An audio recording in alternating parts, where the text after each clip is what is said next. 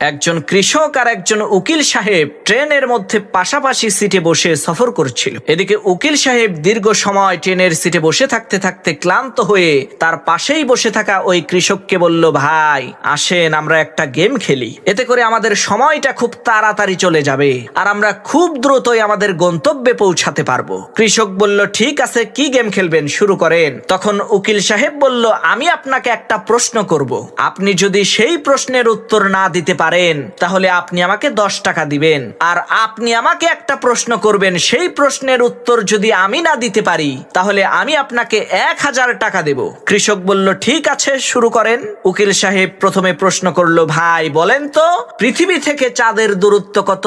উকিল সাহেবের এই প্রশ্ন শুনে কৃষক কোনো কথা না বলে চুপচাপ পকেট থেকে 10টা টাকা বের করে সেই উকিল সাহেবকে দিয়ে দিল। এরপর সেই কৃষক ওই উকিল সাহেবকে প্রশ্ন করলো, ভাই বলেন তো কি এমন জিনিস যেটা 3 পা দিয়ে হেঁটে পাহাড়ের উপরে ওঠে এবং 4 পা দিয়ে হেঁটে পাহাড় থেকে নিচে নামে? কৃষকের এই প্রশ্ন শুনে ওই উকিল সাহেব অনেকক্ষণ চিন্তা ভাবনা করে কোনো কুল কিনারা না পেয়ে বাধ্য হয়ে ওই কৃষককে 1000 টাকা দিয়ে দিল। এরপর ওই কৃষককে জিজ্ঞেস করলো, ভাই এই প্রশ্নের উত্তরটা কি বলেন তো?